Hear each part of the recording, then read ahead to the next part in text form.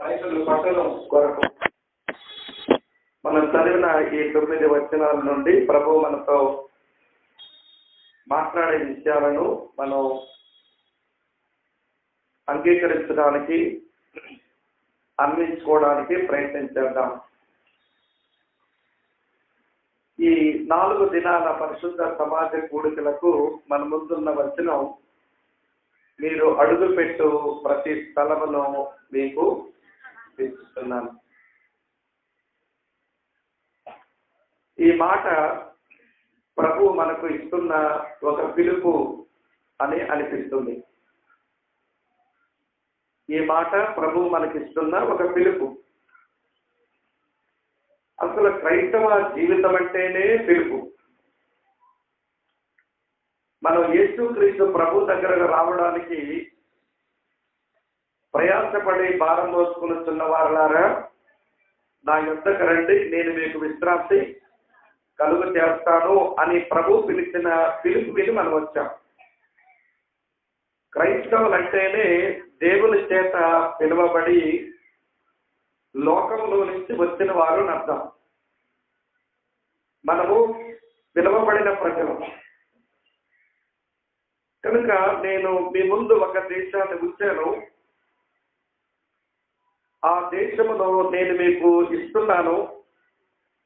ఆ దేశంలో మీరు అడుగు పెట్టే ప్రతి స్థలము మీకు ఇస్తున్నాను అని ప్రభు ఒక పిలుపిస్తున్నాడు.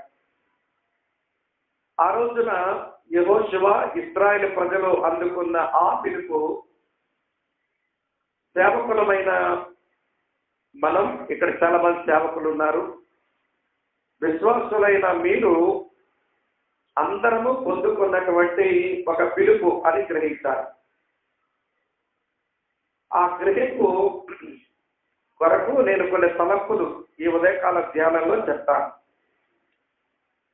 క్రైస్తవులంగా సేవకుల మాట పక్కనుంచండి. క్రైస్తవులుగా మనమందరము పిలువబడిన వారు క్రైస్తవ్యంలో అడుగు పెట్టడమే పిలుపుతో ప్రభు దగ్గరకు రావడం అని జ్ఞాపకం చేశాడు. అపోస్తలుడైనటువంటి పేతురు ఈ పిలుపును గురించి ఎంత ఆలోచించాడో ఏమో గాని, ప్రియులారా, క్రైస్తవులకు లేక దేవుని పిల్లలకు దేవుడిచ్చిన పిలుపులను ఆయన వ్రాసినటువంటి మొదటి గ్రంథంలో చాలా స్పష్టంగా వ్రాశాడు. ఇది జనరల్ కాల్, అందరికీ ఉన్న పిలుపుని. నాకు ఇదే పిలుపు, మీకు అదే పిలుపు, నా కుడి పక్కన కూర్చున్న సేవకులకు ఇదే పిలుపు. తర్వాత సేవకులకి పిలుపు వేరుగా చెప్తాను కానీ, క్రైస్తవులమైన మనమందరము పొందుకున్న ఆ పిలుపులను ప్రతి క్రైస్తవుడు ఎరగాల్సిన అవసరత ఉంది. కనుక పేతురు తాను రాసిన మొదటి పత్రికలో క్రైస్తవులుగా జీవిస్తున్న దేవుని పిల్లలారా, మీ పిలిపిది మీరు గమనించండి అని తాను రాసినటువంటి మొదటి పత్రికలో క్రైస్తవ పిలుపుల గురించి ఇలా రాశాడు. నేను జ్ఞాపకం చేస్తాను, చూడండి. మొదటి పిలుపు 1 పేతురు 3వ అధ్యాయం 9వ వచనం ఇలా వ్రాసి ఉంది. ఆశీర్వాదమునకు వారసులవుటకు మీరు పిలువబడితిరి. ఇది గమనించండి. ఆశీర్వాదమునకు వారసులవుటకు మీరు పిలువబడ్డారు. ఇది మర్చిపోకండి. ఆశీర్వదించే దేవుడు, రాత్రి మనం దేవుని సేవకులు చెప్పగా మనం విన్నాం, ఆయన స్వభావమే ఆశీర్వదించడం. కనుక ఆశీర్వదించడానికి ఆయన మనలను పిలిచారు. ఈ పిలుపు మనం ఎప్పుడు మర్చిపోకూడదు. ఆశీర్వాదములకు వారసుల మగుటకు మనము పిలువబడితేవి. ఇది అందరికీ పిలుపు, సేవకులకు, విశ్వాసులకి అందరికీ పిలుపు. ఈ పిలుపునందుకు వచ్చిన వారికి మరో పిలుపు ఉంది. ఆ పిలుపు 1 పేతురు 2వ అధ్యాయం 9వ వచనంలో అంటాడు, అయితే మీరు చీకటిలో నుండి ఆశ్చర్యకరమైన తన వెలుగులోనికి మిమ్మల్ని పిలిచిన వారి గుణాతిశయములను ప్రచురణ చేయ నిమిత్తము ఏర్పరచబడిన వంశమును, రాజులైన యాతక సమూహమును, పరిశుద్ధ జనమును, దేవుని సొత్తైన ప్రజలను అయి ఉన్నారు. ఈ వచనంలో మరో మాట మీరు వెలుగులోనికి పిలవబడితే, మర్చిపోకండి ఈ మాట. మీరు ఆశీర్వాదానికి వారసులవ్వడానికి పిలువబడ్డారు. మరో మాట, మీరు వెలుగులోనికి మీరు పిలువబడ్డారు. ఇది కూడా మనకు తెలియాలి. మనం ఇక చీకటి మనుషులం కాదు, చీకటి కార్యాలు చేసుకుంటూ బ్రతకడానికి. మనము చీకటికి చెందిన వారం కాదు. తేజో నివాసుల పరిశుద్ధుల స్వాస్థ్యములో పాలు పంపులు పొందిన మనం వెలుగు సంబంధులం. మనం వెలుగులోనికి పిలువబడిన వారం. ఈ సత్యాన్ని మనం ఎప్పుడు మర్చిపోకూడదు. మర్చిపోయామా మన పునాదులే అవి కదిలిపోయాయి అని అర్థం. క్రైస్తవుడు తాను పొందిన పిలుపు మర్చిపోయినప్పుడు వాడు పునాదులను వాడు పాడు చేసుకుంటున్నట్టే లెక్క. ఇప్పటికి 2 మాటలు చెప్పారు. ఆశీర్వాదములకు వారసులకు మీరు పిలువబడ్డారు, అలాగనే మీరు వెలుగులోనికి పిలువబడ్డారు. వెలుగులోకి పిలువబడ్డ మనకు మరో పిలుపు ఉంది. చదువుతాను చూడండి. పేతురు రాసిన మొదటి పత్రిక 1వ అధ్యాయం 16వ వచనంలో 14-16 వచనాలు కలిసి ఉంటాయి. నేను పరిశుద్ధుడనై ఉన్నాను కనుక మీరును పరిశుద్ధులై ఉండుడని వ్రాయబడి ఉంది. కాగా మీరు విధేయులకు పిల్లలై మీ పూర్వపు అజ్ఞాన దశలో మీకుండిన ఆశలు అనుసరించి ప్రవర్తింపక మిమ్మల్ని పిలిచిన వాడు పరిశుద్ధుడై ఉన్న ప్రకారం మీరును సమస్త ప్రవర్తన యందు చెప్పండి పరిశుద్ధులై ఉండండి. వెలుగులోనికి పిలువబడ్డ మనం పరిశుద్ధులుగా ఉండడానికి పిలువబడ్డాం. ఇది కూడా మర్చిపోకూడదు. ఇది మర్చిపోయినా మన పునాదులు షేక్ అయిపోతాయి, మన పునాదులు ఊగిపోతాయి, కదిలించబడిపోతాయి. ఇవి కొంచెం మన మనసులో పడనివ్వండి. నేను యేసుక్రీస్తు ద్వారా ఆశీర్వాదానికి వారసులవ్వడానికి పిలువబడితిని, నేను వెలుగులోనికి పిలువబడితిని, నేను పరిశుద్ధంగా జీవించడానికి నేను పిలువబడితిని. ఈ మాట మనసులో పడనివ్వండి. 4వ సంగతి చెప్తాను చూడండి. అదే పేతురు తాను రాసిన మొదటి పత్రిక 2వ అధ్యాయం ప్రియులారా 20వ వచనం ఇలా రాస్తుంది. తప్పిదములకై దెబ్బలు తిరిగినప్పుడు మీరు సహించిన ఎడల మీకేమి ఫలము? దేవుని చేసి బాధపడినప్పుడు మీరు సహించిన ఎడల అది దేవునికి హితమగును. ఇందుకు మీరు పిలువబడితే, ఎందుకు మీరు పిలువబడ్డారు? ఈ లోకంలో మేలు చేసి మనం బాధపడడానికే పిలువబడ్డాం. కొన్నిసార్లు మనం అనుకుంటాం, నేను మేలు చేస్తే, నేను వాళ్ళకి మంచి చేస్తే వాళ్ళ వల్ల నాకు బాధ వచ్చింది ఏంటి అని మనలో మనం మదన పడిపోతుంటాం. ఇది సరైన అనుభవం కాదు. మనం మేలు చేస్తే కీడు అనుభవించడానికి పిలువబడ్డాం, ఇతరులకు మేలు చేస్తే బాధ అనుభవించడానికి పిలువబడ్డాం. ఇది మన మనసులో పడనివ్వాలి. ఇది 4వ పిలుపు. జ్ఞాపకం ఉంటుందా? ఆశీర్వాదానికి వారసులమగుటకు పిలువబడితే చెప్పండి.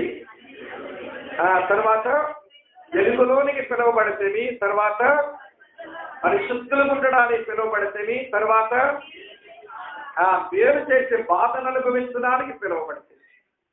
5వ సంగతి చెప్పాలి చూడండి. 5వ సంగతి ఇలా రాస్తుంది. 1 పేతురు 5వ అధ్యాయంలో 10వ వచనం ఇలా చదువుతాం. తన నిత్య మహిమకు క్రీస్తునందు మిమ్మల్ని పిలిచిన సర్వ కృపానిధియగు దేవుడు అన్నాడు. అంటే మనం దేని కొరకు పిలువబడితే నిత్య మహిమకు పిలువబడ్డాం. ఈ లోక సంబంధమైన మహిమ వెలిసిపోతుంది. ఈ లోక సంబంధమైన ఘనతలు వాడిపోతాయి. ఇవేమి నిలిచేవి కావు. కానీ మనము ఏ మహిమకు పిలువబడ్డామంటే భూ సంబంధమైన మహిమకు పిలువబడిన వారం కాదు. మనము నిత్య మహిమకు మనము పిలువబడినటువంటి వ్యక్తులు. ఈ విషయం మన మనసులో గట్టిగా పడవలసిన అవసరత ఉంది. గమనిస్తున్నారా? 5 పిలుపులు చెప్పాను, 5 పిలుపులు చెప్పాను. ఇవి ఎవరికి పిలుపులు? విశ్వాసులకేనా, సేవకులకేనా అంటే విశ్వాసులకు అందరికీ ఈ పిలుపు. ఇది జనరల్ కాల్, ఇది సాధారణమైన పిలుపు. అందరికీ ఉంది ఈ పిలుపు, అంతటా ఉంది పిలుపు, అన్ని కాలాల్లో ఉంది ఈ పిలుపు. ఒక కాలంలో ఈ పిలుపులు ఉన్నాయి, ఇప్పుడు లేవు అని చెప్పడానికి లేదు. అన్ని వేళలా అంతటా అందరికీ ఈ పిలుపులు ఉన్నాయి. కనుకనే దీన్ని ఏమన్నా మనం సాధారణ పిలుపు, జనరల్ కాల్ అని అంటారు. అయితే ప్రియులారా, ఈ 3 పిలుపులు ఈ 5 పిలుపులు అలా పక్కన ఉంచితే, మరి సేవ చేస్తున్న వారికి వినండి, క్రైస్తవ యాత్ర ఏమంటే ఆరంభించి కొనసాగుతున్న వారికి మరి యొక్క 3 గొప్ప పిలుపులు ఉన్నాయి. దాని గురించి పౌలు యొక్క భాషలోనే మనం అర్థం చేసుకోవాలి. ఇప్పుడు అంటున్నాడు ఆయన, మీరు అడుగుపెట్టే ప్రతి స్థలంలో మీకు ఇచ్చానని ఒక పిలిపిస్తున్నాడు. కనుక ఆ పిలుపుని మనం స్వాధీనం చేసుకోవడం కొరకు మనమందరము కలిగి ఉన్న 5 పిలుపులు చెప్పాను. మరి సేవలో ఉండేవాళ్ళు, సరిగా ఆధ్యాత్మిక యాత్ర చేస్తున్న వాళ్ళు, వారికి ఒక 3 పిలుపులు ఉన్నాయి. ఆ పిలుపుని గురించి పౌలు భాష్యంలో నేను మీకు జ్ఞాపకం చేస్తాను. ఫిలిప్పీయులకు రాసిన పత్రిక 3వ అధ్యాయంలో 14వ వచనం ఇలా రాసి ఉంటుంది. ఫిలిప్పీయులకు రాసిన పత్రిక 3వ అధ్యాయం 14వ వచనం ఏమి రాస్తుంది ఇక్కడ చెప్పండి? క్రీస్తు యేసునందు దేవుని ఉన్నతమైన ప్రియులారా వినండి, క్రీస్తు యేసునందు దేవుని ఉన్నతమైన పిలుపు, హై కాలింగ్ అంట. అంటే ఒక దేశానికి రాష్ట్రపతినో, ఒక దేశానికి ప్రధానమంత్రినో, ఒక రాష్ట్రానికి ముఖ్యమంత్రినో ఆ హోదాలోకి వచ్చినప్పుడు ప్రజలందరూ అంటారు వాళ్ళు హై కాలింగ్ అన్నారు. కానీ వినండి ప్రియమైన శ్రేష్ఠులారా, దేవుని ప్రతినిధులుగా దేవుని సేవ చేసే సేవకులకు దేవుడు ఇచ్చిన పిలుపు హై కాలింగ్ అంట. అది ఉన్నతమైన పిలుపు అన్నాయి. ఇది సేవకొచ్చే వాళ్ళు, సరిగా ఆధ్యాత్మిక యాత్ర చేస్తున్న వారికి ఆయన ఇచ్చిన పిలుపు. సరే, మరో పిలుపు కూడా ఉంది.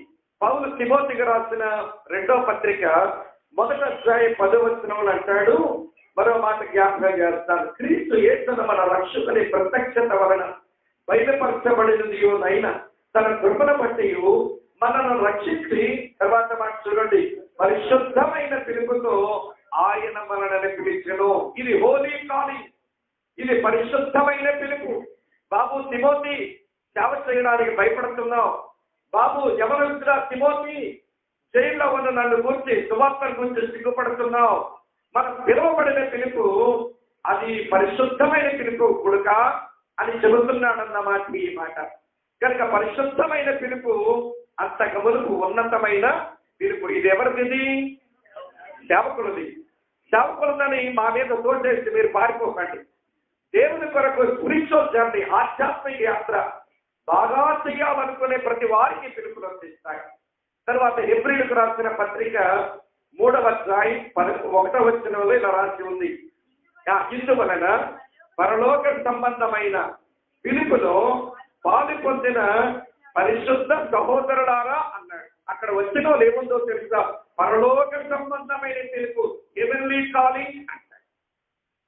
ఇది పరలోక సంబంధమైన పిలుపు. అమ్మ ఆలోచిస్తున్నారా? ఏమి పిలుపు ఇది? ఉన్నతమైన పిలుపు. ఇది పరిశుద్ధమైన పిలుపు. తర్వాత ఇది పరలోక సంబంధమైన పిలుపు. అయితే ఈ మాట నేను ఎందుకు చెప్పాల్సి వచ్చిందంటే నేపథ్యంగా వినండి, దేవుడు యెహోషువతో ఉన్న ప్రజలకు ఆయన ఒక పిలిపిస్తున్నాడు. మీకేం ఇచ్చారో తెలుసా? పిలుపు, మీరు అడుగుపెట్టే ప్రతి స్థలంలో నేను మీకు ఇవ్వబోతున్నాను. నా పిలుపును అందుకొని ముందుకు వెళ్ళండి. నిన్న రాత్రి దైవజనులు చెప్పారు, మనం చేయాల్సిన 3 పనులు: లేవాలి, దాటాలి, వెళ్ళాలి. ఏమంటే లేవకపోయినా ముందున్నది స్వాధీనం కాదు, దాటవలసింది దాటకపోయినా ముందున్న మన స్వాధీనం కావు. అలాగనే వెళ్ళకపోయినా మన ముందున్నవి మనకు అవి స్వాధీనం కావు. కనుక ప్రియమైన సోదరి శ్రేష్ఠులారా గమనించండి, ఇది ఒక గొప్ప పిలుపు. అసలు యెహోషువ గ్రంథం 1వ అధ్యాయమే ఒక పిలుపు అధ్యాయం అని అనిపిస్తున్నారు. కాబట్టి ప్రియమైన శ్రేష్ఠులారా, ఆయనకు ఆ ప్రజలకు ఉన్న పిలుపు అది కొంచెం మనం అర్థం చేసుకోవాలి అని అంటే వినండి, క్రైస్తవులంగా మన పిలుపేంటో, సేవలో ఉండేటువంటి వారి యొక్క పిలుపేంటో అది మనకు బాగా అర్థం కావాలి. అందుకే నేపథ్యం సేవకుల కొరకు, సామాన్యమైన విశ్వాసుల కొరకు సరిపడా అన్ని మాటలు నేను మీతో పంచుకున్నాను.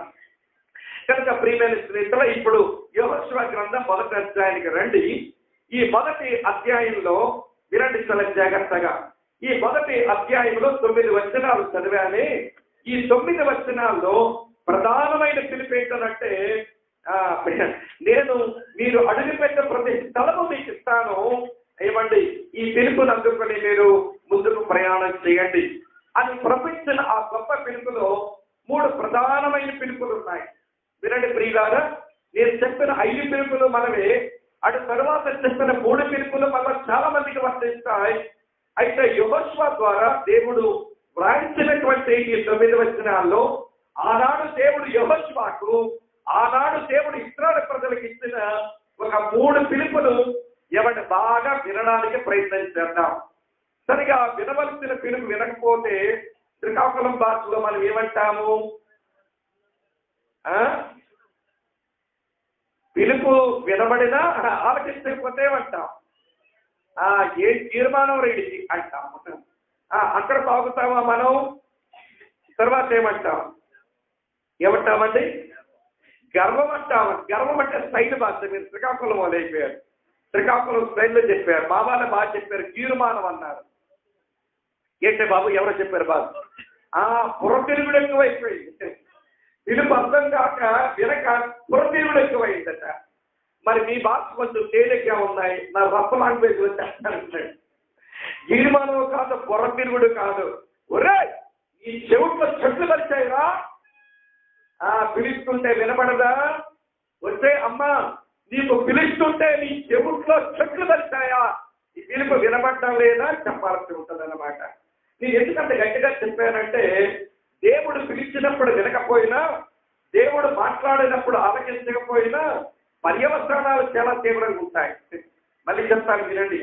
దేవుడు పిలిచినప్పుడు పలకకపోయినా, దేవుడు మాట్లాడినప్పుడు ఆలకించకపోయినా వినండి ప్రియమైన స్నేహితులారా, పర్యవసానాలు చాలా తీవ్రంగా ఉంటాయి. నేను చెప్పలేదు ఆ పర్యవసానాలు, దేవుడు చెప్పాడు కానీ చెప్తున్నాను. ఆయన ఏమన్నాడు చూడండి, యెషయా గ్రంథం 66వ అధ్యాయం. అది చూసి మనం ఈ యెహోషువ గ్రంథం ప్రియులారా మొదటి అధ్యాయం 9 వచనాల్లో ఆ పిలుపును అర్థం చేసుకుందాం. యెషయా గ్రంథం 66వ అధ్యాయం చూడండి 4వ వచనంలో ఏమన్నాడు? యెషయా 66:4లో నేను పిలిచినప్పుడు ఉత్తరమిచ్చువాడు ఒకడును లేకపోయేను, నేను మాట్లాడినప్పుడు వినువాడు ఒకడును లేకపోయేను, నా దృష్టికి చెడ్డదైన దాన్ని చేస్తున్నారు, నాకు ఇష్టమ కాని దాన్ని కోరుకుంటున్నారు, కావున నేను వారిని మోసములో ఉంచుదును, వారు భయపడు వాటిని వారి మీదకి రప్పించను. సరే, ఆయన పిలిచినప్పుడు వినకపోయినా, ఆయన మాట్లాడినప్పుడు ఆలకించకపోయినా ఏం చేస్తామట? మనం ఆయన దృష్టికి చెడ్డదైన దాన్ని చేసేస్తామట, ఆయనకి ఇష్టం కాని దాన్ని మనం కోరుకుంటూ ఉంటామట. కనుక మరి ఆయన ఏం చేస్తాడు? మరి మోసములో ఉంచును. తర్వాత మాట ఏంటన్నాడు?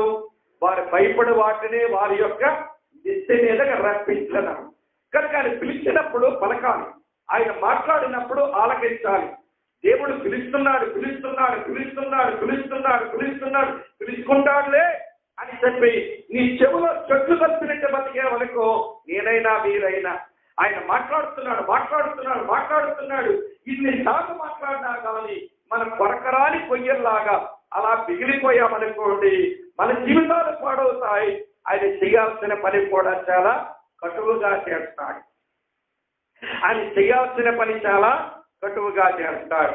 కనుక ఆయన పిలుపులు వినాలి, ఆయన పిలుపులు ఆలకించాలి, ఆయన మాట్లాడినప్పుడు శ్రద్ధగా గ్రహించాలి.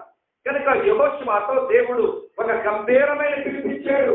ఆ పిలుపు, మీరు అడుగు పెట్టు ప్రతి స్థలమును నీకు ఇస్తున్నాను, స్టార్ట్ జర్నీ, ప్రయాణం మొదలు పెట్టండి, యాత్ర మొదలు పెట్టండి అని పిలిపించాడు. కనుక ఆ పిలుపులో ఎవరి ఆ పిలుపులు చెప్పి నేను బైబిల్ స్టడీని ముగిస్తాను. కనుక వినండి జాగ్రత్తగా. యెహోషువ గ్రంథం మొదటి అధ్యాయంలో ప్రియమైన సోదరి స్నేహితులను గమనించండి. మొదటి పిలుపు దేశముల గురించిన పిలుపు, కాల్ టు ద ల్యాండ్. దేశముల కొరకు ప్రభువు పిలిపించాడు, అది మనం అర్థం చేసుకుందాం. దాని తర్వాత దేవుడు ధైర్యము గురించి పిలిపించాడు. దేని కొరకు పిలిపించాడు?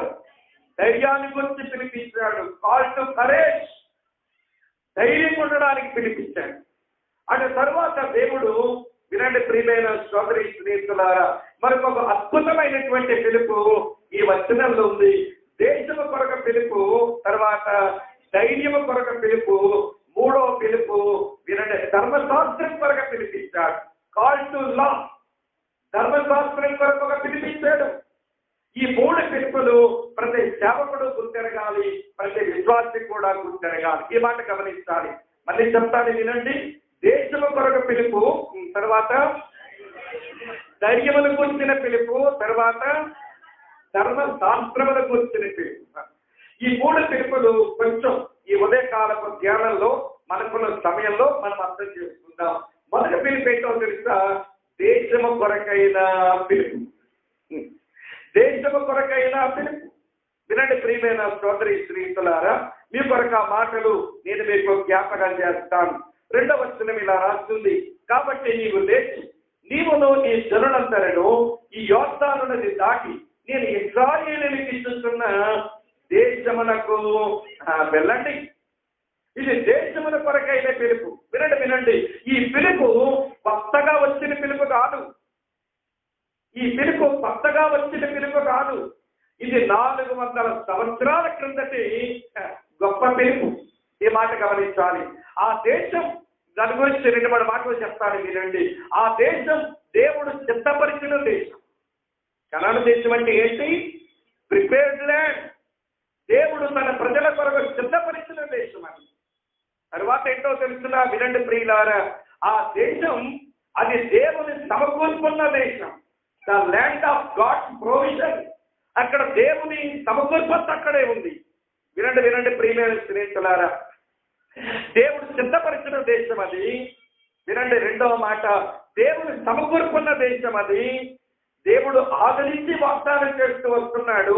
అదేంటో తెలుసా? దేవుడు తన సన్నిధిని ఉంచాలనుకున్న దేశం అది. Land of God's presence. దేవుని సన్నిధి దేశంలో ఉంటుంది. దేవుడు తరచూ వాగ్దానం చేస్తూ వస్తున్నాడు. దేవుని యొక్క సిద్ధపరిచిన దేశం, దేవుడే సిద్ధపరిచిన దేశం, దేవుని పోషణ ఉన్న దేశం. వినండి ప్రియమైన మిత్రులారా, దేవుడు తన సన్నిధి ఉంచుతాను అని చెప్పిన దేశం. ఆ దేశానికి వెళ్ళమని దేవుడు ఇస్తున్న ఈ పిలుపు, ఇది నిన్న మొన్నటి పిలుపు కాదు. ఆ రోజున యెహోషువ, అలాగనే వినండి ప్రియులారా, ఆ రోజున ఇశ్రాయేలు ప్రజలు విన్న ఆ పిలుపు ఇదే కొత్త పిలుపు కాదండి. ఇది చాలా పాత పిలుపే. ఆ దేశం ఇస్తానని వినండి ప్రియులారా, దేవుడు మొదట అబ్రాహాముకు వాగ్దానం చేశాడు. ఆదికాండం 12వ అధ్యాయంలో చదువుతున్నాను చూడండి మిత్రులారా.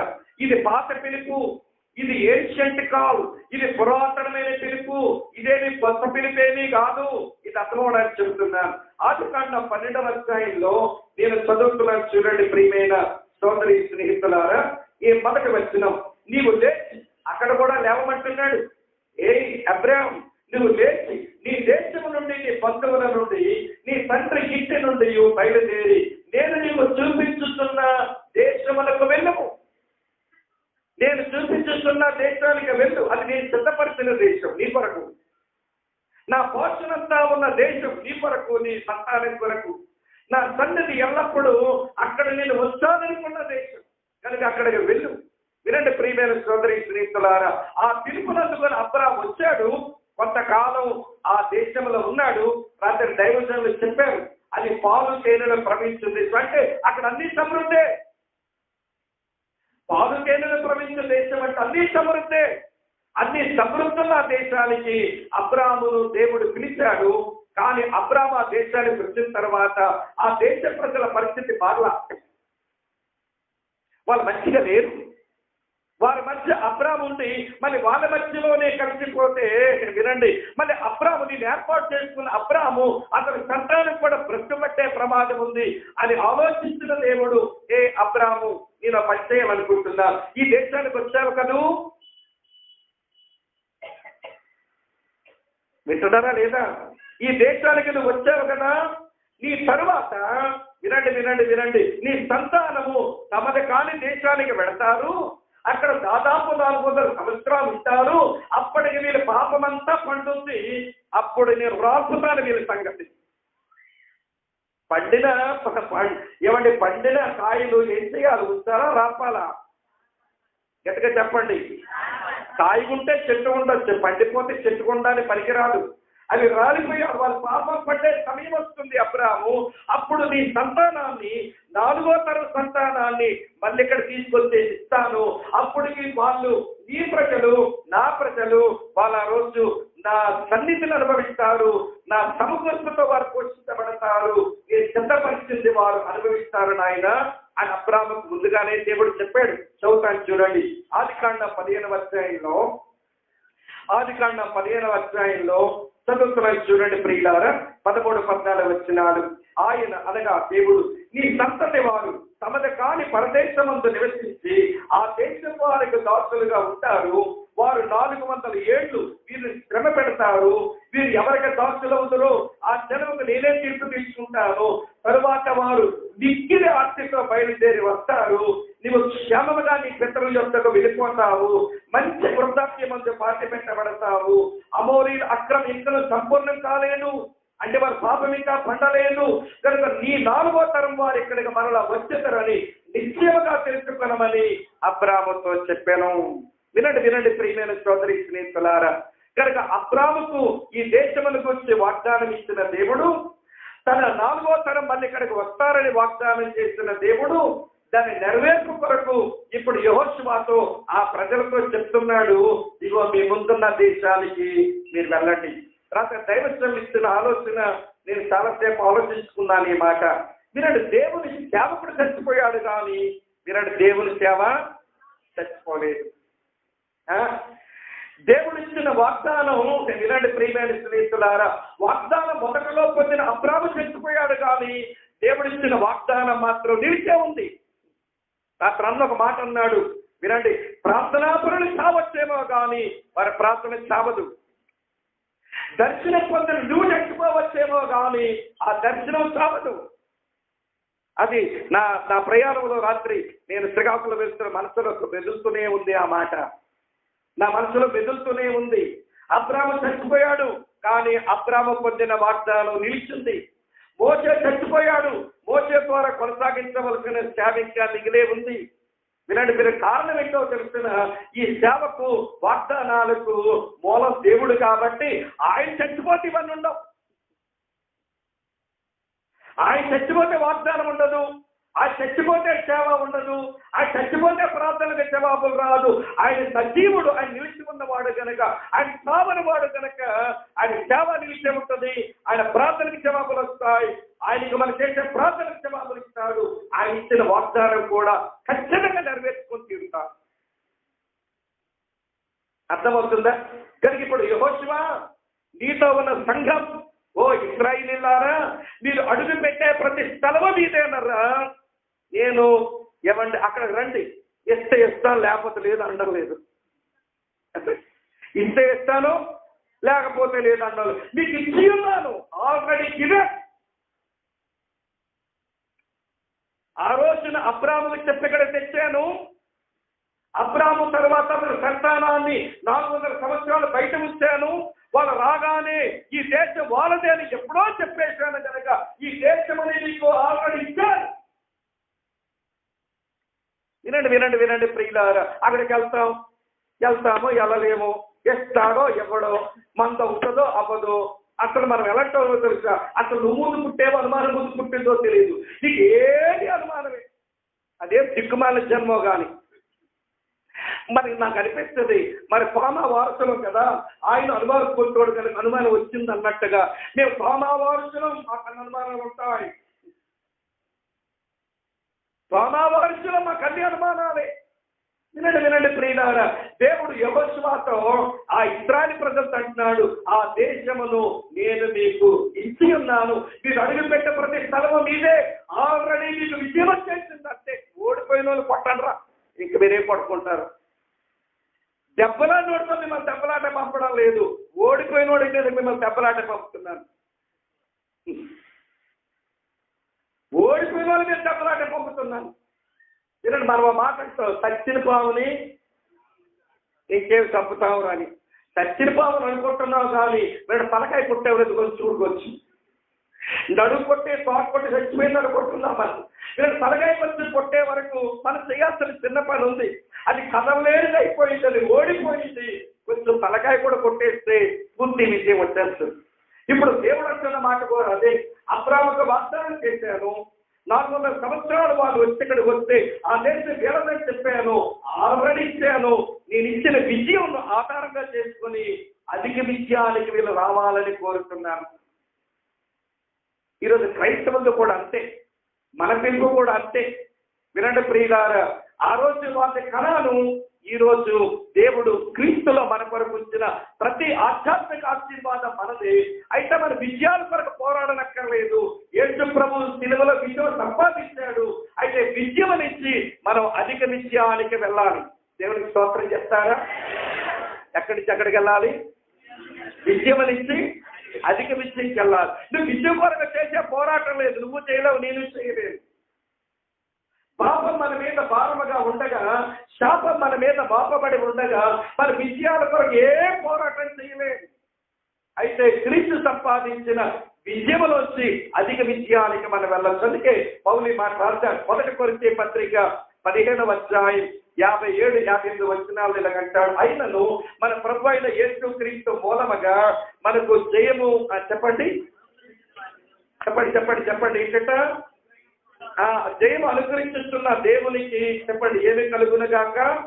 స్తోత్రము కలుగును. యేసు క్రీస్తునందు దేవుడు మనకు జయం అనుగ్రహిస్తా ఉన్నాడు. ఇదే విషయాన్ని పౌలు రోమీయులకు రాసిన పత్రిక 8వ అధ్యాయంలో చెప్తాడు కదా. రామపత్రిక 8వ అధ్యాయంలో అంటాడు కదా, చూడండి 37వ వచనంలో, అయినను మనల్ని ప్రేమించిన వారి ద్వారా మనం వీటన్నిటిలో అత్యధిక విజయం పొందుతున్నాం. మన విజయం కొరకు పిలువబడిన వారం కాదండి. చెప్పండి, గట్టిగా చెప్పాలి. అత్యధిక విజయం కొరకు పిలువబడిన వారు. వినండి ప్రియమైన సోదరి స్నేహితులారా, మనం అత్యధిక విజయానికి పిలువబడిన వారు. యేసుక్రీస్తు సిలువలో విజయం సాధించి మనకిచ్చాడు. ఆ విజయాన్ని ఆధారంగా చేసుకుని అత్యధిక విజయానికి మనం ప్రయాణం చేయాలి. అబ్రాహాముతో దేవుడు ముందుగానే చెప్పాడు, ఈ దేశం నీ సంతానాన్ని నీదే అని. అబ్రాహాము గతించిపోయాడు, కానీ సంతానానికి దేవుడు ఆ దేశాన్ని సిద్ధం చేసి ఉంచాడు. ఆల్రెడీ ఈ దేశమును మీకు ఇచ్చి ఉన్నాను. క్రీస్తునందు ప్రియ సహోదర సహోదరులారా, వినండి. ఈ ఉదయకాలపు మన బైబిల్ స్టడీలో దేవుడు అంటున్నాడు, మిమ్మల్ని దేశము కొరకు పిలిచాను. నిన్న అన్నాడు, ఇవాటి ఈ చుట్టుపక్కల 59 గ్రామాలే మన దేశం అనుకుందాం. ఇలాంటి దైవజనుడి ద్వారా వచ్చిన వాక్య తలంపును బట్టి అలాగనే మనందరి ఆధ్యాత్మిక జీవితంలో నిజమైన క్రీస్తుల ఆశీర్వాదాలు అనుభవించడమే దేశం అనుకుంటాం. కనుక దాని కొరకు మనం లేవాలి. చెప్పండి, దాటాలి. తర్వాత చెప్పండి, వెళ్ళాలి. లేవాలి, దాటాలి, వెళ్ళాలి. ఎక్కడి నుంచి లేవాలో లేచిపోవాలి. ఏది దాటవలసి ఉందో దాన్ని దాటాలి.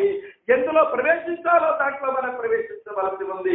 మన ముందు వినండి, వాళ్ళకి ఆ రోజున భౌతికమైన దేశం అయితే ఈ రోజున మనకు యేసు క్రీస్తులో ఏమంటే అన్ని విజయాలు, అన్ని ఆశీర్వాదాలు ఉన్నాయి. కనుక ఈ దేశమును స్వతంత్రించుకోవడానికి ఆయన మనల్ని పిలుస్తున్నాడు. ఇంకెక్కువ చెప్పలేను, మిగిలింది మీరు ధ్యానం చేయండి. రెండవ సంగతి, ధైర్యం కొరకు పిలుపునిస్తున్నాడు. అమ్మ వింటున్నారా? ధైర్యం కొరకు పిలుపునిస్తున్నాడు యెహోషువ. ఎందుకంటే ఇన్నిసార్లు ఈ మాట మాట్లాడే దేవుడు. చదువుతాను చూడండి ప్రియులారా, ఒక మాట పదే పదే దేవుడు ఎలా వాడాడో జ్ఞాపకం చేస్తాను. యెహోషువ గ్రంథం 1వ అధ్యాయానికి రండి. నేను మీ కొరకు చదువుతాను. 6వ వచనంలో ఏమన్నాడు తెలుసా? నిన్ను విడువను, నిన్ను ఎడబాయను.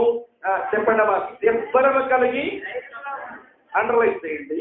తర్వాత 7వ వచనం చూడండి, అయితే నీవు ఎవ్వరము కలిగి జాగ్రత్తగా పడి బహుధైర్యముగా ఉంది. తర్వాత మళ్ళీ 9వ వచనం చూడండి, నేను నీకు ఆజ్ఞాపించి ఉన్నాను కదా, ఎవ్వరము కలిగి చెప్పండి. అరే 6వ వచనంలో అదే మాట, 7వ వచనంలో అదే మాట, 9వ వచనంలో అదే మాట. వినండి, ధైర్యం కొరకు పిలుపునిస్తున్నాడు. ఎందుకు ధైర్యం కొరకు పిలుపునిస్తున్నాడు అంటే దేవుడు, వినండి, యెహోషువ మోషే నడిపిస్తున్నప్పుడు 40 సంవత్సరాలు ఏ ప్రజలతో ఉండి నడిచాడో ఆ ప్రజల సంగతంతా తెలుసు.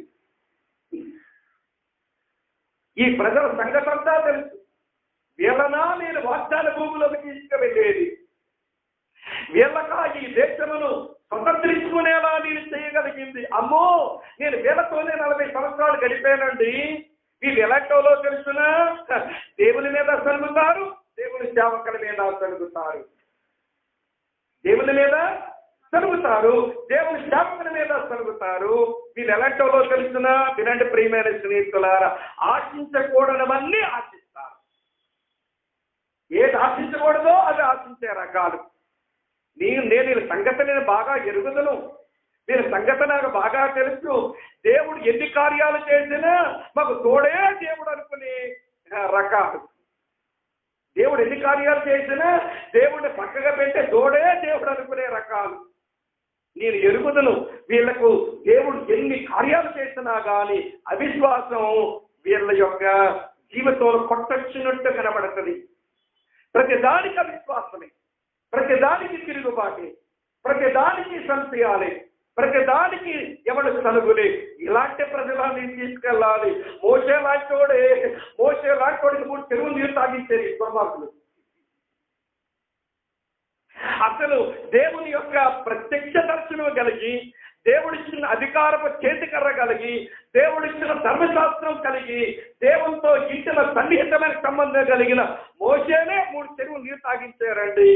ఎంత విసిగిపోయాడో కానీ చివరికి ఎవటి అనరాని మాట నోటుతో అని ఆఖరికి కనాన్లో అడుగు పెట్టమని దేవుని చేత ఒక దండన పొందాడు. దేని కొరకు 40 సంవత్సరాలు కలగన్నాడు, ఏ కళతో 40 సంవత్సరాలు దేవుని ప్రజలతో కలిసి నడిచాడో పాప కళ నెరవేరని వాడిలాగా మోషే మిగిలిపోయాడు. దేవుడు కనికరించి యేసు ప్రభు రూపాంతర కొండ మీదకి వచ్చినప్పుడు మోషేను కూడా పిలిచాడు కనుక మోషే మహిమ శరీరంతో కణాల్లో అడుగు పెట్టాడు. కానీ లేకపోతే వీళ్ళు చేసిన పని వలన నాయకుడికి ఎన్ని తిప్పలు వచ్చాయో. ఏడుపండి మోషే ఈ ప్రజలు వ్యతిరేకించిన ప్రతిసారి, ఈ ప్రజలు ఆయన తిరుగుబాటు చేసిన ప్రతిసారి సాగిన పడుతూ దేవుని దగ్గర ఆడవడమే, సాగిన పడుతూ దేవుని దగ్గర ఆడమే. అది యెహోషువకు ప్రత్యక్ష సాక్షి యెహోషువ. వీళ్ళ సత్యాలు తెలుసు, వీరి యొక్క సనుగులు తెలుసు, వీరి యొక్క అవిశ్వాసము తెలుసు, వీరి యొక్క తిరుగుబాట్లు తెలుసు. ఇలాంటి ప్రజలా నేను అక్కడ తీసుకుని వెళ్ళేది. అమ్మో వీళ్ళు నన్నేం చేస్తారు, లోపల భయం ఉంది. అందుకే దేవుడు అంటాడు, నిబ్బరం కలిగి ధైర్యం ఉండు, నిబ్బరం కలిగి ధైర్యం ఉండు, నిబ్బరం కలిగి ధైర్యం ఉండు. మోషేను వీళ్ళు ఏడిపించిన సంగతి నాకు తెలుసు జాషువా, వీళ్ళు బతుకులు ఎలాంటివో నాకు తెలుసు యెహోషువ. అయినా పర్వాలేదు జాషువా, వినండి, నిబ్బరం కలిగి ధైర్యం తెచ్చుకోవడానికి పిలిపించిన దేవుడు ధైర్యానికి ప్రియమైన స్నేహితులారా ఎన్ని వాగ్దానాలు ఇచ్చాడో, ఎన్ని వాగ్దానాలు ఇచ్చాడో. వరుసగా వాగ్దానాలు ఇచ్చి చెప్తాను చూడండి, వాగ్దానాలు ఇచ్చి చదువుతాను చూడండి ప్రియులారా.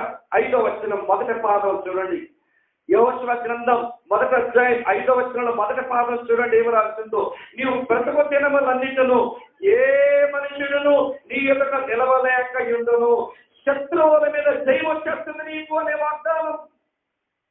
ప్రామిస్ ఆఫ్ ఓవర్కమింగ్ ఎనిమీస్, నీ శత్రువులను జయించగలవు అనే వాగ్దానం. అది మొదటి వాగ్దానం. రెండవ వాగ్దానం చూడండి ఏమన్నాడో తెలుసా, నేను మోషేకు తోడయుండినట్లు నీకును తోడయుందును.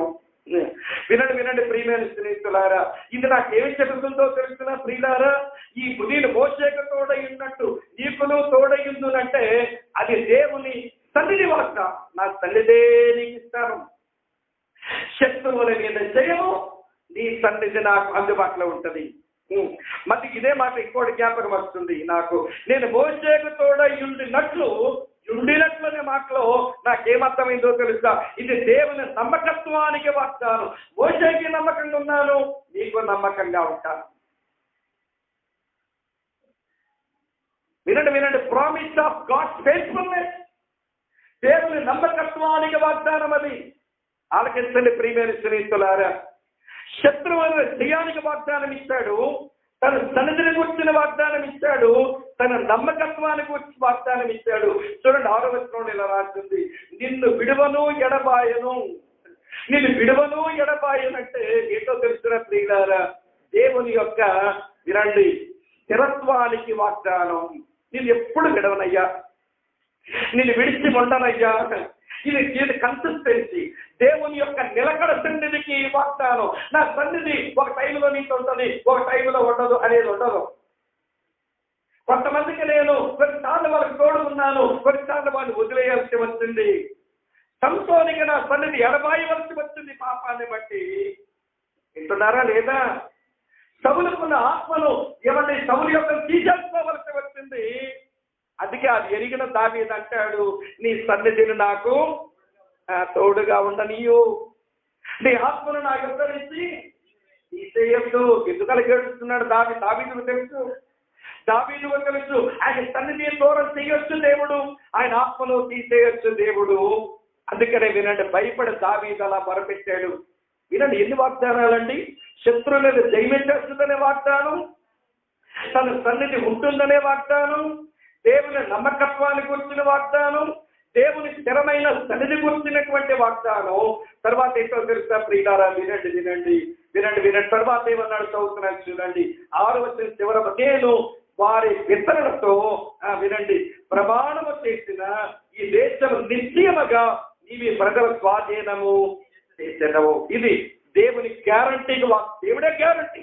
మరి వారి గ్యారంటీ ఇస్తున్నాడు ఆయన. దేవుడే గ్యారంటీ, ఆయన మాటే గ్యారంటీ. ఆయన నిశ్చయముగా నీవే ప్రజల స్వాధీనం చేస్తావు అంటే పరిపూర్ణమైన విజయానికి ఆయన వాగ్దానం చేస్తున్నాడు. ఇలా జ్ఞాపకం చేస్తాను వినండి, ఇలా జ్ఞాపకం చేస్తాను వినండి ప్రియులారా. ఆయన ఇచ్చిన 5 వాగ్దానాలు ఈ 5-6 వచనాల్లో కనబడతాయి. శత్రువుల మీద జైలుకు వాగ్దానం, దేవుని సన్నిధికి వాగ్దానం, దేవుని నమ్మకత్వానికి వాగ్దానం, దేవుని స్థిరమైన నిలకడైన సన్నిధికి వాగ్దానం, దేవుడిచ్చే సంపూర్ణ విజయానికి వాగ్దానం. 5 వాగ్దానాలు ఇచ్చిన దేవుడు. వినండి, నిబ్బరం కలిగి ధైర్యం ఉంటావయ్యా. అమ్మ ఆలకిస్తున్నారా? అదే దేవుడు, అదే దేవుడు. వినండి, నూతన నిబంధన క్రైస్తవులమైన మనకు అదే వాగ్దానం చేశాడు. ఏమని వాగ్దానం చేశాడో తెలుసా? నీవు నీ శత్రువులను ఓడించగలవు. అదే దానికి చదివిన మాట. ఆయనను మన ప్రభువు యేసుక్రీస్తు మూలముగా మనకు జయమనుగ్రహిస్తున్న దేవునికి స్తోత్రము కలుగును గాక.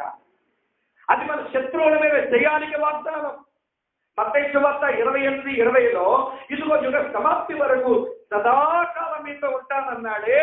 అదేంటో తెలుసిన ఆయన సన్నిధి వాగ్దానం.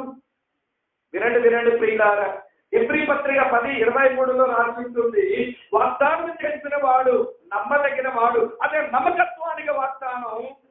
వినండి వినండి ప్రియులారా, ఆయన అంటాడు ఎబ్రీ పత్రిక 11వ అధ్యాయం ఏమండి 6వ వచనంలో వినండి, ఆయన మనల్ని విడువడు ఎడబాయడు. 5-6 వచనాల్లో రాసింటుంది.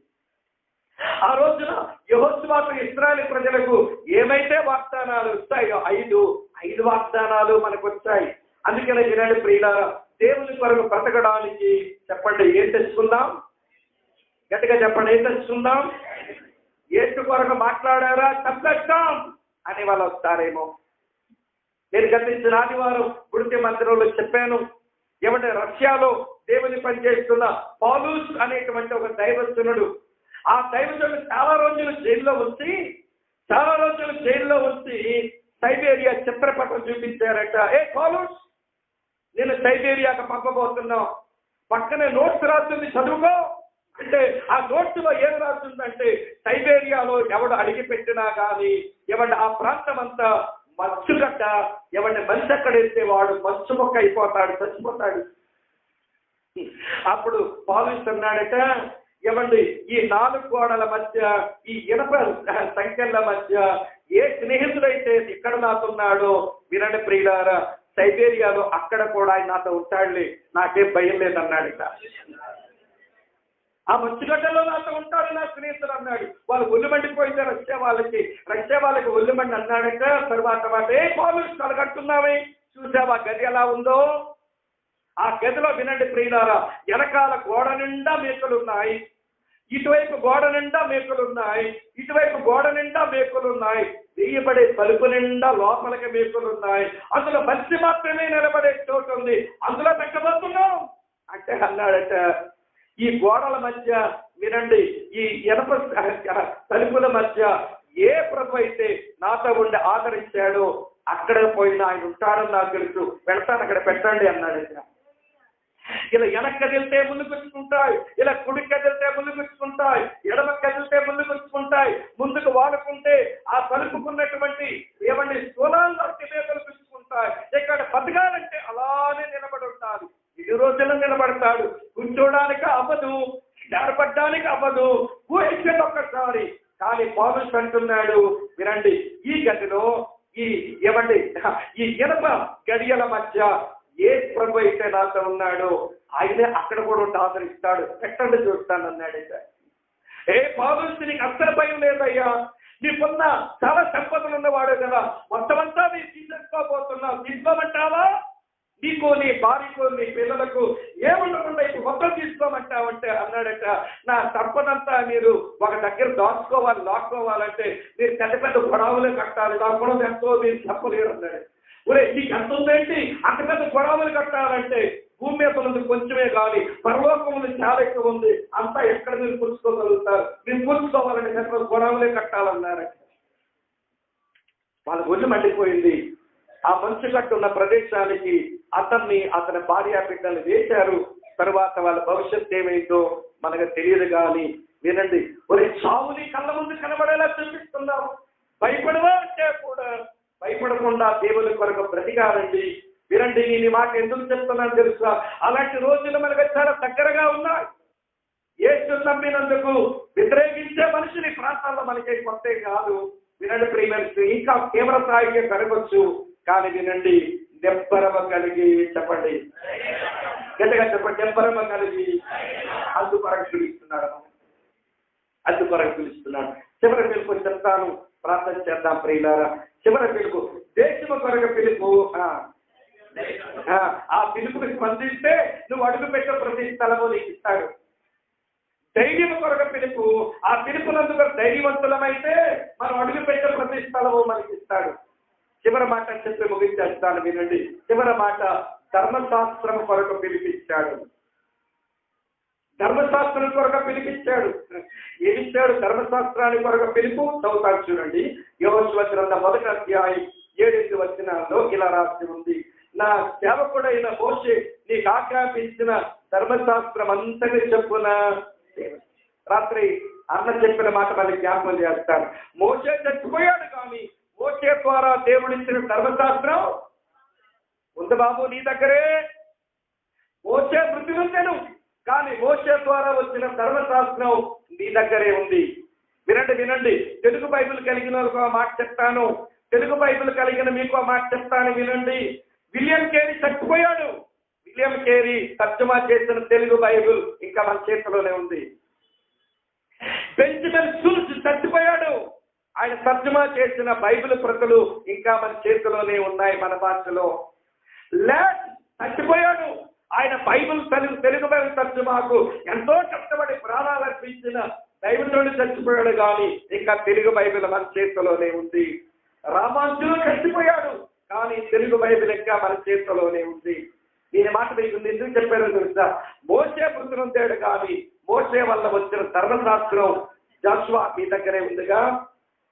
ఓ తెలుగు క్రైస్తవులారా, వినండి.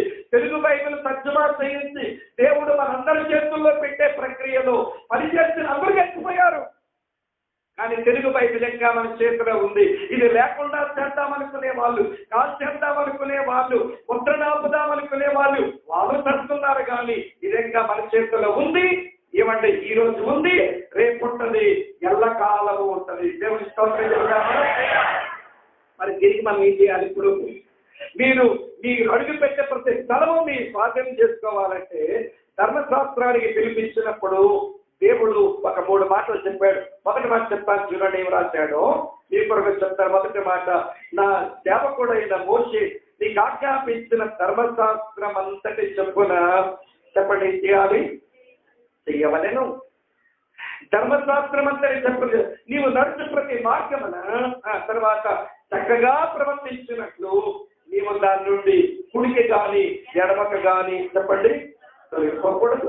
ఈ ధర్మశాస్త్ర గ్రంథమును నువ్వు బోధింపక చెప్పండి తప్పుకోకూడదు. దానిలో వ్రాయబడే మాట అన్ని ప్రకారం చేయుటకు జాగ్రత్త పడినట్లు దివరాత్రం ధ్యానించినట్లా చివరి మాట, నీ మార్గమును వర్ధల్ల చేసుకొని చక్కగా ప్రవర్తించను. నీ మార్గాలు సక్సెస్ అవ్వాలంటే, మన జీవితాలు ఫలభరితం అవ్వాలంటే దేవుని వాక్య విషయంలో మన వైఖరి 3 మాటలు చెప్తాం. మొదట వైఖరి వినండి ప్రియమైన స్నేహితులారా, దేవుని వాక్యాన్ని భుజించండి. రండి తిందాం వాక్యాన్ని. ఇర్మియా గ్రంథం 17వ అధ్యాయం 16వ వచనంలో, ఇర్మియా గ్రంథం 17వ అధ్యాయం 16వ వచనంలో ఇర్మియా అన్నాడు, నీ మాటలు నాకు దొరకగా నేను వాటిని భుజించితిని. తిండమైతే తాగలేకపోతే గుర్తుపడిపోతుంది కదండి అంటారేమో. ఎంతసేపు తింటే గుర్తుపడిపోతుంది కదమ్మా, ఏదో తాగాలిగా, తాగండి కొంచెం. మీరు తాగడానికి 1 పేతురు 2వ అధ్యాయం 2వ వచనం ప్రకారం ఆ ఏమి తెలుసా, వాక్యం అనే పాలు ఇచ్చాడు. ఇవే తాగడానికి పాలు. మీరు పాలు తాగలేనండి, నాకు పడదండి, నాకు నీళ్ళే కావాలంటావా? ఎఫెసీ పత్రిక 5వ అధ్యాయం 25-27 వచనాల ప్రకారం వాక్యము నీళ్ళలాంటిది. అది దాంతో ఒక స్నానమే చేయొచ్చు, తాగడానికే కాదు, స్నానం వల్ల చేసుకోవాలి. ఇస్తాం. వినండి ప్రియమైన స్నేహితులారా, మొదట వాక్యం విషయమై మన వైఖరి ఏమిటో తెలుస్తున్న ఆలకించండి. వాక్య విషయమైన వైఖరి ఏంటో తెలుసా? రండి భుజించుదాం, దేవుని వాక్యాన్ని భుజించుదాం. నాకు యోబు చెప్పే మాట భలే నచ్చుతుంది. యోబు ఏమంటాడో తెలుసా? తెలుగు బైబిల్లో నీ వాక్యమును నా సొంత అభిప్రాయం కంటే ఎక్కువగా ఇచ్చుతున్నాను అన్నాడు. చదవండి ఒకసారి, ఆ మాట మీద జ్ఞాపకం చేస్తాను, ముగింపుకొని చేస్తాను. మనం టీకి వెళదాం, బైబిల్ స్టడీ ముగించుదాం. యోబు గ్రంథం చదువుతున్న చూడండి 23వ అధ్యాయంలో ఒక మంచి మాట జ్ఞాపకం చేస్తాను. చూడండి ప్రియులారా, 12వ వచనం రాసిందో, ఆయన పెదవుల ఆజ్ఞను నేను విడిచి తిరుగుటలేదు, ఆయన నోటి మాటలను నా స్వాభిప్రాయం కంటే ఎక్కువగా ఎంచుతుంది. వినండి తెలుగు బైబిల్లో నా సొంత అభిప్రాయం కంటే వాక్యం ఎక్కువ ఉంది కానీ, ఏమండి ఇంగ్లీష్ బైబిల్లో, హీబ్రూ బైబిల్లో వినండి, నా అనుదిన భోజనం కంటే ఎక్కువగా ఎంచుతుంది. నా డైలీ ఫుడ్ కంటే వాక్యమే ఎక్కువ, నా అనుదిన ఆహారం కంటే వాక్యం ఎక్కువ. వినండి ప్రియమైన స్నేహితులారా, కనుక రండి దేవుని వాక్యాన్ని భుజించుదాం. అమ్మా వింటున్నారా? దేవుని వాక్యాన్ని భుజించుదాం. ఏమండి తాగవలసి వచ్చినప్పుడు పాలలాగా తాగుదాం. వింటున్నారా? తాగవలసి వచ్చినప్పుడు నీళ్ళలాగా తిందాం. మీరు అనొచ్చు, నాకు మొక్క లేకపోతే ముద్ద తెలియదు అంటారేమో. మొక్క కూడా ఇదే ఏంటండి, మాంస మొక్క కూడా ఇదే. ఏప్రిల్కి రాసిన పత్రిక 5వ అధ్యాయం ముగింపుకు వచ్చేసరికి ఈ వాక్యం ఇది మాంసం, ఎదిగిన వారికి మాంసం. అమ్మ ఆలకిస్తున్నారా? పిల్లలకి ఇది పాలు, ఇది అందరికీ నీళ్లు. ఆలకిస్తున్నారా మీరంతా? పిల్లలకి ఏంటమ్మా ఇది పాలు. అమ్మ వింటున్నారా? ఏమంటే పెద్దవాళ్ళకి ఇదేమిటి? మాంసం. వినండి, ఎదుగుతున్న ప్రతి వారికి ఏంటో తెలుసా? నీళ్లు. అందరికీ కావాల్సింది నీళ్లు. వింటూ ఒక మాటలో చెప్పాలంటే, నీ చేతిలో తెలుగులో రాసి ఉన్న ఈ బైబిల్ ఇది మన ఆహారం. మన శరీరానికి ఆహారం తీసుకుంటున్నామే, దానికంటే కూడా కొంచెం ఎక్కువగా ఇస్తున్నాం, అందుకే నేను అప్పుడప్పుడు అంటుంటాను ఈ మాట, తినండి కానీ తినడానికే తినకండి. కొంతమంది తినడానికే పుట్టినట్టు బకాసురులు, ఇది తినడానికే పుట్టినట్టు ఎంతసేపు తింటే అది తినండి కానీ ఎందుకు తినాలో తెలిస్తే బతకడానికి తినండి అంతే. ఊరికే బకాసురులాగా ఆ ప్లేట్లో చూస్తే వినండి ఆశోకం కొండలాగా వేసుకుంటారు. ధర్మం ప్రసాద్ గారు మేము ఆశోకం కొండలు గురించి తగ్గించే రాళ్ళు కొట్టి వినండి ఆశోకం కొండలాగా ప్లేట్ నిండా పోగేసుకొని తినడానికే బతికినట్టు. రండి ఈ తిందాం, రండి వాక్యాన్ని తిందాం. కనుక వినండి ప్రియమైన సోదరీశ్వరులారా, ఈ మాట దేవుని వాక్యం పట్ల మన వైఖరి మొదటగా దీన్ని భుజించుదాం. భుజించిన తర్వాత దీని ప్రకారం జీవించుదాం. ఏం చేద్దాం? జీవించుదాం. ఎవరైనా తప్పుడు మాట చెప్తే నా బైబిల్లో ఇలా చెప్పడం లేదండి, నేను ఇలా చెయ్యలేనండి, నా వల్ల కాదండి, ఇలా ఎవరైనా మాట్లాడితే మన వాళ్ళు అరే దేవుని వాక్యం అలాంటి మాటలు మాట్లాడకూడదని చెప్పింది కదా తమ్ముడా, చెప్పింది కదా వచ్చేలా మాట్లాడుతున్నావేంటి, దేవుని దగ్గర లెక్క ఉంటుంది కదా. జీవించుదాం. ఈ బైబిల్ వాక్యం వినండి ప్రియులారా, తలలో పోసుకునే జ్ఞానానికి దేవుడు ఇవ్వలేదు. ఆలకిస్తున్నారా? తలలో పోసుకునే జ్ఞానానికి సంపాదించుకోవడానికి బైబిల్ ఇవ్వలేదు, ఇది జీవించడానికి ఇచ్చాడు. ఎవరైతే ఈ వాక్యాన్ని హృదయంలో ఉంచుకుంటారో దేవుని ఎదుట వారి పాపము చేయరట. దావీదు అన్నాడు 119వ కీర్తనలో, నీ ఎదుట నేను పాపము చేయకుండా ఉండినట్లు నా హృదయంలో నీ వాక్యాన్ని ఉంచుతున్నాను. మొదటి యోహాను పత్రిక 2:14 యోహాను రాస్తాడు, యవనస్తులారా మీరు బలవంతులు, దేవుని వాక్యం మీలో నిలిచి ఉంది కనుక మీరు దుష్టులు చేయించారు అన్నాడు. అంటే సాతాను చేయించడానికి చెప్పండి ఏంటంట, దేవుని వాక్యం పనిచేస్తుంది మన లోపల. సాతాను చేయించడానికి దేవుని వాక్యం పనిచేస్తుంది. 119వ కీర్తన 105వ చరణంలో, నీ వాక్యము నా పాదములకు చెప్పండి నా త్రోవకి ఏంటంటే ఇది. తర్వాత ఈ లోకంలో ప్రియులారా మన అడుగులు జారుతూ ఉంటాయి. అందుకే దావీదు ఇట్లా అన్నాడు. 37వ కీర్తన చదువుతాను చూడండి, మీ కొరకే మంచి మాట ముగిస్తారు. 31వ వచనం, వారి దేవుని ధర్మశాస్త్రము వారి హృదయములో ఉన్నది. తర్వాత మరి చెప్పండి మీరు అమ్మ ఏంటమ్మా, వారి అడుగులు జారిపోయారు అంటావే, లోపల వాక్యం లేక జారుడు వంటి నీ బతుకు. ఎంతసేపు జారడమే లెగడమే జీవితకాలం ఇదే బతుక మనకి. వినండి ప్రియమైన సోదరీ స్నేహితులారా, దేవుని ధర్మశాస్త్రము వారి హృదయంలో ఉన్నది అంటే ఏంటో, వారి అడుగులు చెప్పండి జారవు.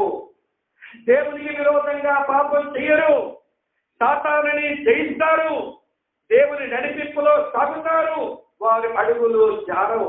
కనుక యెహోషువతో దేవుడు అంటున్నాడు, యెహోషువ నీ మార్గాలు నీవు వృద్ధిలు చేసుకోవడానికి దేవుని వాక్యం పట్ల సరిగా ఉండు. మోషే ద్వారా నీకు ఈ ధర్మశాస్త్రం వచ్చింది. మోషే చనిపోయాడు, కానీ ధర్మశాస్త్రం నీ దగ్గర ఉంది. అనుసరించు కుమారుడా, అనుభవించు, వాక్యాన్ని అనుసరించు. తర్వాత వినండి ప్రియులారా, సరైనటువంటి ఏమంటే భాగాన్ని అందిపుచ్చుకో. సరైన భాగాన్ని అందిపుచ్చుకో. దేవుడు ఖచ్చితంగా వినండి ప్రియమైన స్నేహితులారా, రావాల్సినటువంటి ఫలమే మనకిస్తాడు, అందులో అనుమానమే లేదు. కనుక ఈ ఉదయకాల సమయ బైబిల్ స్టడీలో దేవుని పిల్లలమైన మనందరికీ 5 రకాల పిలుపులు ఇచ్చాడు. చెప్పండి గట్టిగా. మొదటి పిలుపు, వెరీ గుడ్. రెండో పిలుపు, కరెక్ట్ లైన్లో లేరు, వెలుగులోని పిలిచాడు. మూడో పిలుపు, వెరీ గుడ్. నాలుగో పిలుపు, మేలు చేసే బాధ అనిపించడానికి దేవుడు. 5వ పిలుపు, నిత్యమైన మనం పిలిచాడు. మరి సేవలో ఉండి ఆధ్యాత్మిక ప్రయాణం చేసే వాళ్ళకి ఆయన ఇచ్చే 3 పిలుపులు చెప్పారు. మొదటి పిలుపు, వెరీ గుడ్. రెండో పిలుపు, వెరీ గుడ్. తర్వాత పిలుపు, వెరీ గుడ్. ఇప్పుడు యెహోషువ ద్వారా దేవుడు మనతో మాట్లాడుతున్న మాట, మీరు అడుగు పెట్టే ప్రతి స్థలమును మీకు ఇస్తానని పిలుస్తున్నాడు, ప్రయాణానికి పిలుస్తున్నాడు. కనుక మనకి ఈరోజు జ్ఞాపకం చేస్తున్న వాక్య సత్యం, దేశము కొరకు పిలుస్తున్నాడు, ధైర్యం కొరకు పిలుస్తున్నాడు, ధర్మశాస్త్రం కొరకు పిలుస్తున్నాడు. మన ముందు దేశం ఉంది, స్వతంత్రించుకుందాం, మనం ధైర్యపడదాం, మనకు వాగ్దానాలు ఉన్నాయి. తర్వాత మూడో మాట ఏంటమ్మా చెప్పండి, ధర్మశాస్త్రం ఉంది, దాన్ని మన జీవితంలోనికి తెచ్చుకుందాం. అటువంటి కృప కొరకు వేడుకుందాం. తల వంచండి, మౌనంగా కూర్చోండి. కరెంట్ వస్తుంది, ఏమి ఇబ్బంది లేదు. మౌనంగా తల వంచండి, ఎవరికి వారు కళ్ళు మూసుకోండి, ప్రార్థన చేద్దాం. కళ్ళు మూసుకోండి, ప్రార్థన చేద్దాం. ప్రభువా, చాలాసార్లు నా ముందున్న ఆశీర్వాదాలు నా మనోనేత్రంతో చూడలేకపోతున్నాను నాయన, క్రీస్తులో నాకు మీరు సిద్ధపరిచిన ఆశీర్వాదాలు నా కన్నులు తెరిచి చూడలేకపోతున్నాను ప్రభువా. అయ్యో దేవా, కనికరించు, నా మనోనేత్రం తెరువు నాయన, నీ కుమారుడని యేసు క్రీస్తులో మీరు సిద్ధం చేస్తున్న అన్ని ఆశీర్వాదాలు చూసే కన్నులు నాకు ప్రసాదించండి ప్రభువా అని ప్రార్థన చేసుకుందాం. ఎంత చక్కని పిలుపుతో పిలిచాడు. నేను ఒక మాట గట్టిగా చెప్పాను, పిలిచిన దేవుడు పిలుస్తూనే ఉంటాడు. స్పందించకపోతే ఎంత భయంకరమైన ప్రతిదండన మన కొరకు ఎదురుగా ఉందో. మనం భయపడే వాటిని ఆయన మన నెత్తి మీదగా తెస్తాడట, మోసములో మునిగిపోవడానికి వదిలేస్తాడట. దేవా కనికరించవా, నువ్వు వదిలేస్తే నేను మోసములో వచ్చబడతాను, అయ్యో భయపడిందే నా నెత్తి మీదకి వచ్చేస్తుందేమో దేవా, నీ మాట వింటాను నాయన, నీ స్వరం ఆలకిస్తాను ప్రభువా, నన్ను వచ్చు ప్రభువా, నీ స్వరం వినే కృప నాకు ఇవ్వు నాయన. ప్రార్థన చేసుకుని నోరు తెరవండి, తప్పలేదు. మెల్లని స్వరాలతో నోరు తెరవండి, ప్రార్థన చేద్దాం. ప్రార్థన చేసుకుందాం భారంగా. అయ్యో ఆశీర్వాదాన్ని వారసులవ్వడానికి పిలుస్తున్నాడు, వెలుగులోనికి పిలిచాడు, పరిశుద్ధులు ఉండడానికి పిలిచాడు, వేరు చేసే బాధలు అనుభవించడానికి పిలిచాడు, నిత్యమైన పిలిచాడు, ఉన్నతమైన పిలుపుతో పిలిచాడు, పరిశుద్ధమైన పిలుపుతో పిలిచాడు, పరలోక సంబంధమైన పిలుపుతో పిలిచాడు, నీ ముందుల దేశానికి పిలుస్తున్నాడు, నువ్వు ధైర్యంగా ఉండడానికి పిలుస్తున్నాడు. స్తోత్రుడై వాగ్దానాలు పట్టుకో. దేవా నువ్వే నా శత్రువులకు వాటమి ఇస్తానన్నావు, ఆ మాట పట్టుకొని అడుగుతున్నాను ఆయన. నన్ను ఏడిపించేస్తున్నారు ప్రభువా, నన్ను నలిపేస్తున్నాయి ప్రభువా ఈ పరిస్థితులు. నువ్వు నాకు ధైర్యం గల దేవుడు నాయన, నీ సన్నిధి నాకు ఇస్తానన్నావు ప్రభువా. అడుగుదాం, ప్రభువుని అడుగుదాం, భారంతో అడుగుదాం, ప్రియులారా భారంతో అడుగుదాం. ప్రార్థన చేయండి, ఎవరికి వారు ప్రార్థన చేయండి. నీ సన్నిధి నాకు ఇస్తానన్నావు, నువ్వు నమ్మదగిన వాడమని మరొకసారి వాగ్దానం చేశావు, సంపూర్ణమైన విజయం ఇస్తానని వాగ్దానం చేశావు. ఓ దేవా కనికరించు నాయన, నన్ను కనికరించు ప్రభువా. ఎవరికి వారం భారంగా ప్రార్థన చేసుకుందాం, భారంగా ప్రార్థన చేసుకుందాం, భారంగా ప్రార్థన చేసుకుందాం. ఎవరికి వారు ఎవరికి వారు ఎవరికి వారు నోట్ తెరవండి, తప్పలేదు. నీ పక్కోళ్ళకి నీ పాపాలు నిలబడిపోతే పెద్ద నష్టమేమి లేదు. లోకమంతా ఐక్యపుకుంటుందిగా నీ పాపాన్ని గురించి. నీ పొరుగులు వింటేనే కీడైపోయిందా నీకు? పశ్చాత్తాపడు, ప్రభువుల దగ్గర విరిగిపో. చాలా సార్లు నీ మాట కలిసి నేను గొప్పలేదు ప్రభు. ప్రార్థన చేసుకుందాం, ప్రార్థన చేసుకుందాం. దేవుని సేవకులు శంకర్ గారు వచ్చి ప్రార్థన చేస్తారు, శంకర్ గారు వచ్చి ప్రార్థన చేస్తారు. శంకర్ గారు ప్రార్థన చేస్తారు.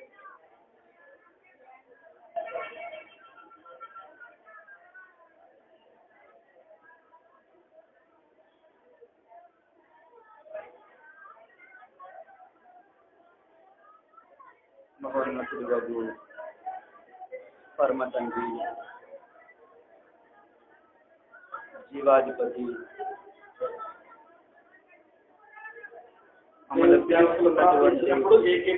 మౌనంగా దేవా నీకు వందనాలు. మీరు ప్రార్థన చేస్తున్నారు, దేవ కూడా ప్రార్థించగా మౌనంగా ఏకీపించండి.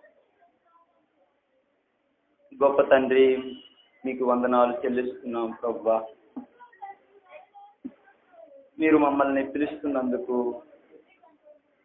నీకు కృతజ్ఞతాస్తుతులు చెల్లిస్తున్నాము. లోకమంతటికీ మీరు పిలుపునిస్తున్నారు, మాకు పిలుపునిస్తున్నారు. ఒక ప్రత్యేకమైనటువంటి పిలుపుతో కూడా మీరు మమ్మల్ని పిలుస్తున్నారు. నాయనా నీకు స్తోత్రములు వందనాలు చెల్లిస్తున్నాము. దేవా యెహోషువ ఎలాంటి పరిస్థితుల్లో ఎలాంటి ప్రాంతంలో ఉన్నారు ప్రభువా, ఇప్పుడున్న మేమందరం అలాంటి పరిస్థితిలోనే మేము ఉన్నాం ప్రభువా. మా ముందున్నటువంటి ప్రాంతాలు, మేము నివసిస్తున్నటువంటి ప్రాంతాలు నిన్నెరుగక నాయనా నశించిపోతూ దాని ప్రభావం చేత మా ఆత్మీయత పోగొట్టుకున్నటువంటి పరిస్థితుల్లో మేము బ్రతుకుతున్నాం తండ్రి. ఇలాంటి పరిస్థితుల్లో భయాలు మా ముందు ఉన్నప్పుడు ప్రభువా నాయనా మీరు మమ్మల్ని పిలవడం అది మాకెంతో భాగ్యము నాయన. దేశమును గూర్చినటువంటి వాగ్దానాలు మీరు మాకు చేశారు, మీరు పిలుపునిచ్చి వాగ్దానాలు చేశారు నాయనా. నీకు వందనాలు చెల్లిస్తున్నాం తండ్రి. నీవు అడుగుపెట్టు ప్రతి స్థలము నేను ఇస్తానని ప్రభువా, ఆ మాటది ఎంత గొప్ప మాట తండ్రి. నాయనా నీకు స్తుతులు చెల్లిస్తున్నాం ప్రభువా. మేము అధైర్యవంతులు మరియు మేము బలహీనులు మరియు నాయనా మీరు ఎరిగిన వారే ప్రభువా. నాయనా ధైర్యముగా ఉండుము, ధైర్యముగా ఉండుము, నిబ్బరముగా ఉండుము అని ప్రభువా మీరు పదే పదే నాయనా మీరు చెప్తున్నటువంటి ఆ తలంపులు, నాయనా మీరు వివరిస్తున్నటువంటి ఆలోచనలు బట్టి నీకు వందనాలు. దానికి తోడు నాయనా నా సన్నిధి నీకు తోడుగా ఉంటుందని చెప్పావు దేవా. దేవా ఇదిగో నాకు భూమి మీదనో పరలోకం మీదనో సమస్త అధికారం నాకు ఇవ్వబడింది. సదాకాలం మీతో ఉంటానని చెప్పి సర్వలోకానికి వెళ్ళండి అని చెప్పారు. నాయనా నీకు స్తుతులు చెల్లిస్తున్నాం ప్రభువా. కొన్నిసార్లు మేము బెదురుతున్నా నేనున్నాను కనుక ఇదిగో ఈ విజయం వచ్చిందని మీరు నిరూపిస్తున్నారు ప్రభువా. నాయనా నీకు వందనాలు చెల్లిస్తున్నాం.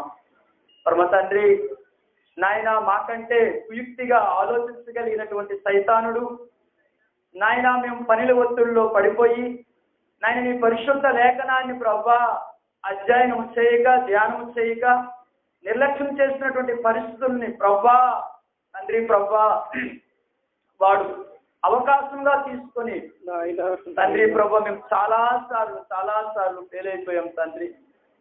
నాయనా నీవు ధర్మశాస్త్రాన్ని కూర్చున్నటువంటి పిలిపించావు. అది ఎంత శ్రేష్టమైనదో మేము విన్నామో ఎరిగేమో కూడా ప్రభువా.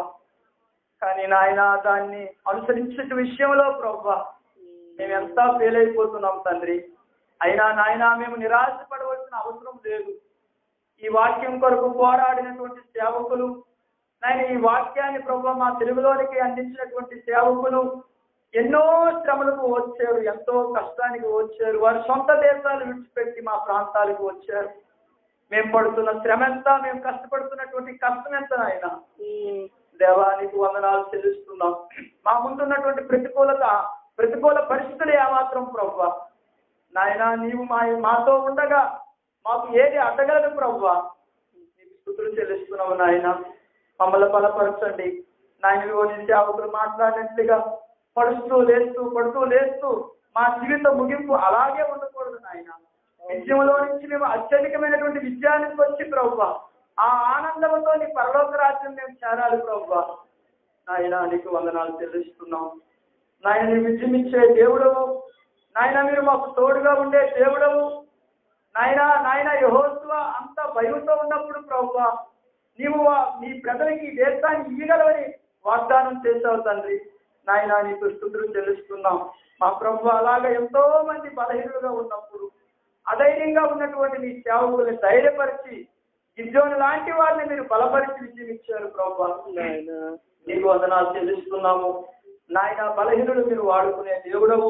మమ్మల్ని కూడా మీరు వాడుకుని గొప్ప విజయాలు ఇచ్చే దేవుడు తండ్రి. నీకు వందనాలు నాయన. నేను పరిశుద్ధునై ఉన్న ప్రకారము మీరు పరిశుద్ధులై ఉండడం నీ వాక్యం చదివిస్తూ ఉండగా నాయన ఆ బలహీనతలన్నింటినీ ఎదుట అంగీకరిస్తున్నాము. మా అజ్ఞానాన్ని అవివేకాన్ని ప్రభువా నాయన, నిర్లక్ష్యతనాన్ని బద్ధకాన్ని ప్రభువాన్ని ఎదుట అంగీకరిస్తున్నాము నాయన. మాకు చురుకుతనం దయచేయండి నాయన. ఇదిగో ప్రభు పావురం వంటి పరిశుద్ధతను, పాము వంటి వివేకముతో ప్రభుని పనిచేయడానికి కావలసిన శక్తిని ఇవ్వండి, జ్ఞానాన్ని ఇవ్వండి ప్రభువా. నీ పాదాలు పట్టుకుంటున్నాము తండ్రి. మాకు సహాయం చేయండి. ఇంతవరకు నీ సేవకుల ద్వారా నాయన మీరు మాకు ఇచ్చినటువంటి ప్రతి లేఖనాన్ని బట్టి నీకు వందనాలు. నిజమే తండ్రి నాయన. ఇదిగో సేవకుడు చనిపోవచ్చు కానీ నాయన సేవకుడు మిగిలిచినటువంటి మాదిరి చనిపోదని నీ వాక్యం సెలవిస్తుంది. ఆ సేవ మిగిలిపోతుందని నీ వాక్యం సెలవిస్తుంది నాయన. నిజమే ప్రభువా.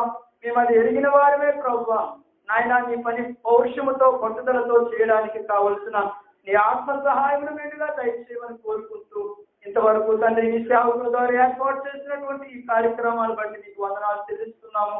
నిన్నటి దినాన్న ప్రభా ప్రతికూల పరిస్థితులు మాకున్నా ప్రభా నాయన. ఇదిగో తండ్రి ప్రభా ఈ దినాన్న మాకు ఎంతో అనుకూలమైనటువంటి వాతావరణాన్ని నాయన తండ్రి ప్రభా మీరు మాకు ఇచ్చినందుకు నీకు కృతజ్ఞతాస్తుతులు చెల్లిస్తున్నాము తండ్రి.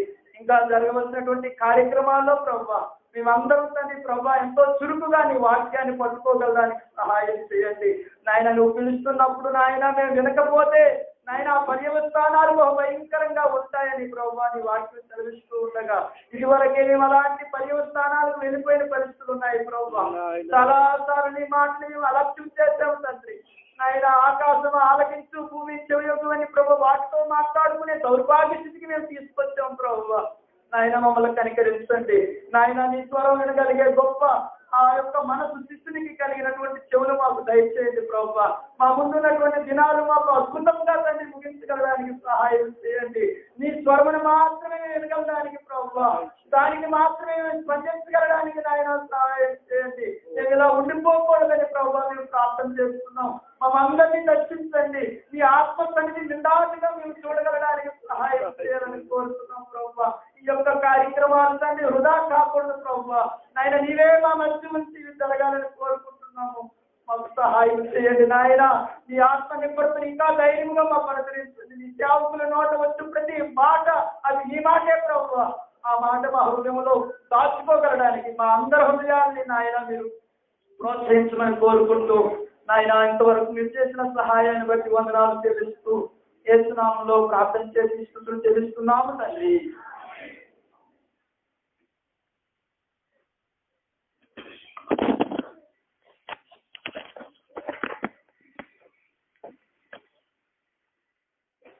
Thank you.